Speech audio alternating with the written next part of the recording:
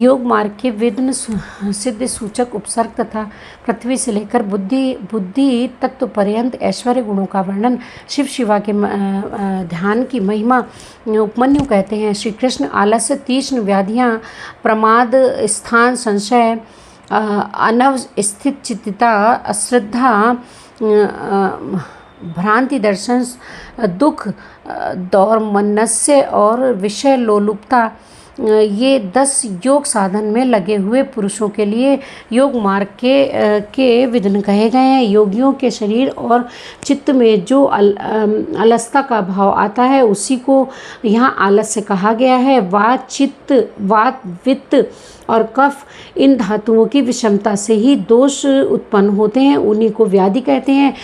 कर्म दोष से इन व्याधियों की उत्पत्ति होती है। असावधानी के कारण योग के साधनों का न हो पाना प्रसाद है, यह है या नहीं है। इस प्रकार उभय कोष्ठ के आक्रांत हुए ज्ञान का नाम स्थान संशय है। मन का कहीं स्थिर न हो पाना अनवस्थित चित्तता, चित्त की स्थिरता और योग मार्ग में भाव रहित अनुराग शून्य जो मन की वृत्ति है उसी को अश्रद्धा कहा गया है। विपरीत भावना से युक्त बुद्धि को भ्रांति कहते हैं। दुख कहते हैं कष्ट को। उसके 3 भेद हैं। उसके 3 भेद असाध्यात्मिक, आदि भौतिक, आदि दैविक। मनुष्यों के चित्त का जो अज्ञान जनित दुख है उसे आध्यात्मिक दुख समझना चाहिए। पूर्वकृत कर्मों के परिणाम से शरीर में जो रोग आदि उत्पन्न होते हैं उन्हें आदि भौतिक दुख कहा गया है। विद्युत्पात, अस्वस्थ और विष आदि से जो कष्ट प्राप्त होता है उसे आदि दैविक दुख कहते हैं। इच्छा पर आघात पहुँचने से मन में जो क्षोभ होता है उसी का नाम है दौर्मनस्य। विचित्र विषयों में जो दुख का भ्रम है वही विषय लोलुपता है। योग परायण योगी के इन विघ्नों के शांत हो जाने पर जो दिव्य उपसर्ग यानी कि विघ्न प्राप्त होते हैं वे सिद्धि के सूचक हैं। प्रतिभा, श्रवण और वार्ता, दर्शन, आस्वाद और वेदना, ये 6 प्रकार की सिद्धियां ही उपसर्ग कहलाती हैं जो योग शक्ति के अपव्यय में कारण होती हैं। जो पदार्थ अत्यंत सूक्ष्म हो, किसी की ओट में हो, भूतकाल में रहा हो, बहुत दूर हो तथा भविष्य में होने वाला हो, उसकी ठीक ठाक प्रतिभास ज्ञान हो जाना प्रतिभा कहलाता है। सुनने का प्रयत्न न करने पर भी संपूर्ण शब्दों का सुनाई देना श्रवण कहा जाता है। समझदारों की बातों को समझ लेना वार्ता है। दिव्य पदार्थों का बिना किसी प्रत्यय के दिखाई देना दर्शन कहा गया है। दिव्य रसों का स्वाद प्राप्त होना आस्वाद कहलाता है।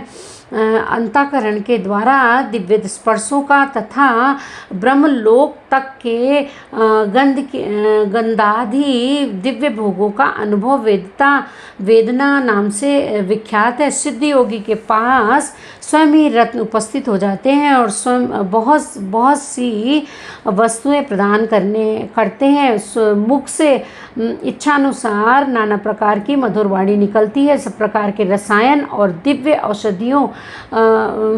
औषधियाँ सिद्ध हो जाती हैं। देवांगनाएं इस योगी को प्रणाम करके मनोवांछित वस्तुएं देती हैं। योग सिद्धि के एक देश का भी साक्षात्कार हो जाए तो मोक्ष में मन लग जाता है। ये मैंने जैसे देखा या अनुभव किया है उसी प्रकार मोक्ष भी हो सकता है। कृष्णता, स्थूलता,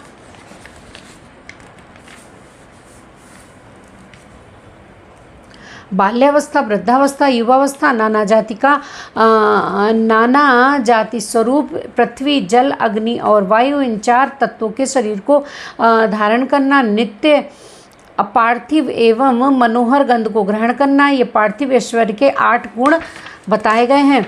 जल में निवास करना, पृथ्वी पर ही जल का जल का निकल जाना, इच्छा करते हुए बिना किसी आतुरता के स्वयं समुद्र को भी पी जाने में समर्थ होना। इस संसार में जहाँ चाहे वहाँ वहीं जल का दर्शन होना, घड़ा आदि के बिना हाथ में ही जलराशि को धारण करना, जिस विरस वस्तु को भी खाने की इच्छा हो उसका तत्काल सरस हो जाना। जल, तेज और वायु, इन तीन तत्वों के शरीर को धारण करना तथा देह का फोड़े, फुंसी और घाव आदि से रहित होना। पार्थिव ऐश्वर्य के 8 गुणों को मिलाकर ये 16 जलीय ऐश्वर्य के अद्भुत गुण हैं। शरीर से अग्नि को प्रकट करना, अग्नि के ताप से जलने का भय दूर हो जाना। यदि इच्छा हो तो बिना किसी प्रत्यय के इस जगत को जलाकर भस्म कर देने की शक्ति का होना। पानी के ऊपर अग्नि को स्थापित कर देना, हाथ में आग धारण करना, सृष्टि को जलाकर फिर उसे ज्यों का त्यों कर देने की क्षमता होना। मुख में ही अन्न आदि को पचा लेना तथा तेज और वायु 2 ही तत्वों में शरीर को रच लेना। ये 8 गुण जलीय ऐश्वर्य के उपर्युक्त 16 गुणों के साथ 24 होते हैं। ये 24 तेजस ऐश्वर्य के गुण कहे गए हैं।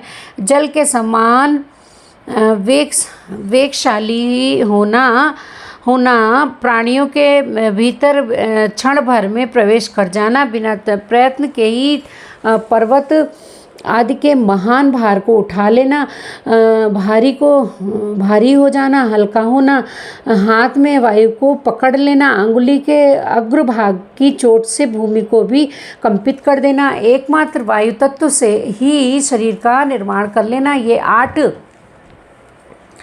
गुण तेजस ऐश्वर्य के 24 गुणों के साथ 32 हो जाते हैं।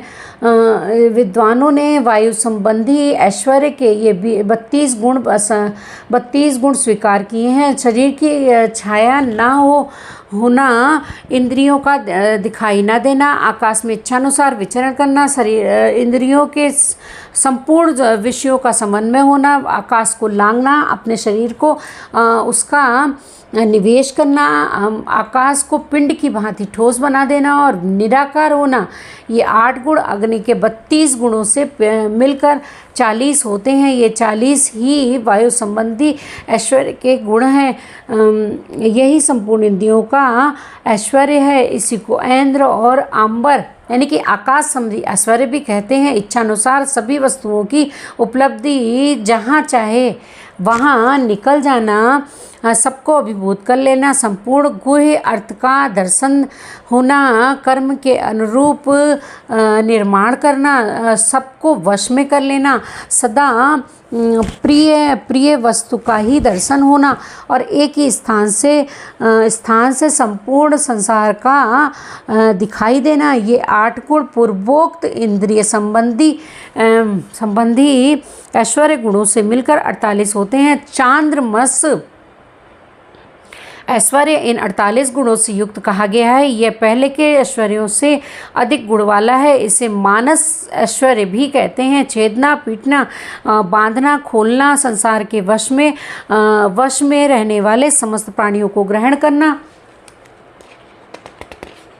सबको प्रसन्न रखना, पाना, मृत्यु को जीतना तथा काल पर विजय पाना, ये सब अहंकार संबंधी ऐश्वर्य के अंतर्गत हैं। अहंकारिक ऐश्वर्य को ही प्रजापत्य भी कहते हैं। चांद्रमस ऐश्वर्य के गुणों के साथ सबके 8 गुण मिलकर 56 होते हैं। महान अभिमानिक ऐश्वर्य के ही 56 गुण हैं। संकल्प मात्र से सृष्टि रचना करना, पालन करना, संहार करना, सबके ऊपर अपना अधिकार स्थापित करना, प्राणियों के चित्त को प्रेरित करना, सबसे अनुपम होना, इस जगत के पृथक नए संसार की रचना कर लेना और शुभ और अशुभ को शुभ कर देना, यह बौद्ध ऐश्वर्य है। प्रजापत्य ऐश्वर्य के गुणों को मिलाकर उसके 64 गुण होते हैं। इस बौद्ध ऐश्वर्य को ही ब्रह्म ऐश्वर्य भी कहते हैं। इससे उत्कृष्ट है गौड़ ऐश्वर्य। जिसे प्राकृत भी कहते हैं, उसी का नाम वैष्णव ऐश्वर्य है। तीनों लोकों का पालन उसी के अंतर्गत इस संपूर्ण वैष्णव पद को ना तो ब्रह्म कह सकते हैं, ना दूसरे ही उसका पूर्णतया वर्णन कर सकते हैं। उसी को पौरुष पद भी कहते हैं। गौड़ पौरुष पद से उत्कृष्ट गणपति पद है, उसी को ईश्वर पद भी कहते हैं। उस पद का किंचित ज्ञान श्री विष्णु को है, दूसरे लोग उसे नहीं जान सकते। ये सारी विज्ञान सिद्धियां औपसर्गिक हैं, उन्हें परम वैराग्य द्वारा प्रयत्न पूर्वक रोकना चाहिए। इन अशुद्ध प्रतिभासिक गुणों में जिसका चित्त आसक्त है, उसे संपूर्ण कामनाओं को पूर्ण करने वाला निर्भय परम ऐश्वर्य नहीं सिद्ध होता। इसलिए देवता असुर और राजाओं के गुणों तथा भोगों को भी तृण के समान त्याग देता है, उसे ही उत्कृष्ट योग सिद्धि प्राप्त होती है। तथा यदि जगत पर अनुग्रह करने की इच्छा हो तो वह योग सिद्ध मुनि इच्छानुसार विचरे इस जीवन में गुणों और भोगों का उपभोग करके अंत में उसे मोक्ष की प्राप्ति होगी। अब मैं योग के प्रयोग का वर्णन करूंगा। एकाग्रचित होकर सुनो। शुभ काल हो या शुभ देश हो, भगवान शिव का क्षेत्र आदि हो, एकांत स्थान हो, जीव जंतु ना रहते हो, कोलाहल ना होता हो और किसी बाधा की संभावना ना हो, ऐसे स्थान में लिपि पुती सुंदर भूमि को गंध और धूप आदि से सुवासित करके वहाँ फूल बिखेर दे, चंदोवा आदि तान कर उसे विचित्र रीति से सजा दे तथा वहाँ कुछ पुष्प समिधा जल फल और मूल की सुविधा हो। फिर वहाँ योग का अभ्यास करें। अग्नि के निकट, जल के समीप और सूखे पत्तों के मेड़ पर ढेर पर योग्य अभ्यास नहीं करना चाहिए। वहाँ जहाँ मांस और मच्छर भरे हो, सांप और हिंसक जंतुओं की अधिकता हो, दुष्ट पशु निवास करते हो, भय की संभावना हो तथा जो दुष्ट से घिरा हुआ हो, ऐसे स्थान में योग्य अभ्यास कभी नहीं करना चाहिए। शमशान में, चैत्य वृक्ष के नीचे, बांबी के निकट, जीर्ण शीर्ण घर में, चौराहे पर, नदी तट और समुद्र के तट पर, गली या सड़क के बीच में, उजड़े हुए उद्यान में, गोष्ठ आदि में, अनिष्टकारी और निंदित स्थान में भी योगाभ्यास न करें। जब शरीर में अजीर्ण का कष्ट हो, खट्टी डकार आती हो, विष्ठा और मूल से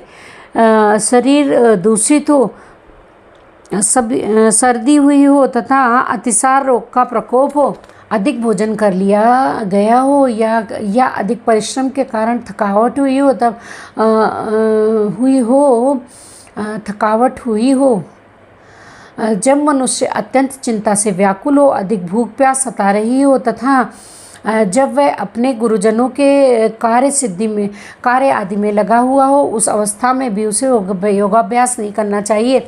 जिसके आहार विहार उचित और परिमित हो, जो कर्मों में यथा योग्य समुचित चेष्टा करता हो तथा जो उचित समय से सोता हो और जागता हो एवं सर्वथा आया रहित हो, उसी को योगाभ्यास में तत्पर होना चाहिए। आसन मुलायम, सुंदर, विस्तृत, सब ओर से बराबर और पवित्र होना चाहिए। पद्मासन और स्वस्तिकासन आदि जो यौगिक आसन हैं, उन पर भी प्रयास करना चाहिए। अपने आचार्य पर्यंत गुरुजनों की परंपरा को क्रमशः प्रणाम करके अपनी गर्दन, मस्तक और छाती को सीधी रखें।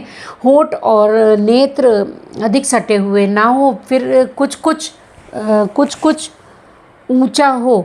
दांतों से दांतों का स्पर्श ना करें। दांतों के अग्रभाग में स्थित हुई जिह्वा को अविचल भाव से रखते हुए एड़ियों से दोनों अंडकोशों को और प्रजनेंद्रिय की रक्षा पूर्वक दोनों जांघों के ऊपर बिना किसी यत्न के अपनी दोनों भुजाओं को रखें। फिर दाहिने हाथ के पृष्ठभाग को बाएं हाथ की हथेली पर रखकर धीरे से पीठ को ऊंची करें और छाती को आगे की ओर से सुस्थिर रखते हुए नासिका के अग्रभाग पर दृष्टि जमाएं। अन्य दिशाओं की और दृष्टिपात न करें। प्राण का संचार रोककर पाषाण के कारण निश्चल हो जाएं। अपने शरीर के भीतर मानस मंदिर में हृदय कमल के आसन पर पार्वती सहित भगवान शिव का चिंतन करके ध्यान यज्ञ के द्वारा उनका पूजन करें। मूलाधार क्रम में नासिका के अग्रभाग में, नाभि में, कंठ में, तालु के दोनों छिद्रों में, भवों के मध्य भाग में, द्वार देश में, ललाट में या मस्तक में शिव का चिंतन करें। शिवा और शिव के लिए यथोचित प्रीति से उत्तम आसन की कल्पना करें। तो वहाँ सावरण या निरावरण शिव का स्मरण करें। द्विदल, चतुर्दल, षटदल, 10 दल, 12 दल अथवा षोडश दल कमल के आसन पर विराजमान शिव का विधिवत स्मरण करना चाहिए। दोनों भवों के मध्य भाग में द्विदल कमल है जो विद्युत के समान प्रकाशवान है। भूमध्य में स्थित जो कमल है उसके क्रमशः दक्षिण और पूर्व में 2 पत्ते हैं जो विद्युत के समान दीप्तिमान है। उसमें 2 अंतिम वर्ण ह और छ अंकित है। षोडश दल कमल के पत्ते षोडश स्वरूप हैं जिनके आ से लेकर आहा तक के अक्षर क्रमशः अंकित हैं। यह जो कमल है उसकी नाल के मूल भाग से 12 दल प्रस्फुटित हुए हैं जिनमें का से लेकर ठा तक के 12 अक्षर क्रमशः अंकित हैं। सूर्य के समान प्रकाशवान इस कमल के उन 12 दलों का अपने हृदय के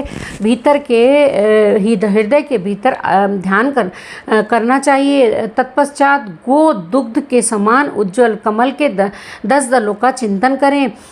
उनमें क्रमशः ड से लेकर फा तक के अक्षर अंकित हैं। इसके बाद नीचे की ओर दल वाले कमल के 6 दल हैं जिनमें बा से लेकर ला तक के अक्षर अंकित हैं। उस कमल की कांति धूम रहित अंगार के समान है। मूलाधार में स्थित जो कमल है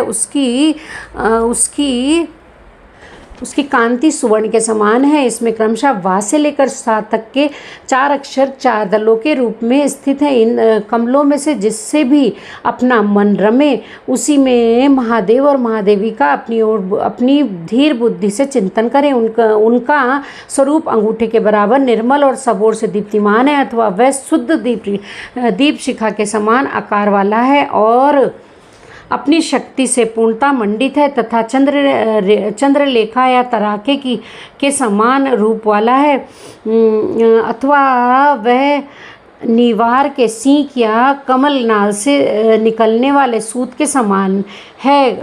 कदम्ब के गोलक या ओस के कण से भी उसकी उपमा दी जा सकती है। वह रूप पृथ्वी आदि तत्वों पर विजय प्राप्त करने वाला है। ध्यान करने वाला पुरुष जिस तत्व पर विजय पाने की इच्छा रखता है उसी तत्व के अधिपति की स्थूल मूर्ति का चिंतन करें। ब्रह्म से लेकर सदाशिव पर्यंत तथा भव आदि 8 मूर्तियां ही शिव शास्त्र में शिव की स्थूल मूर्तियां निश्चित की गई हैं।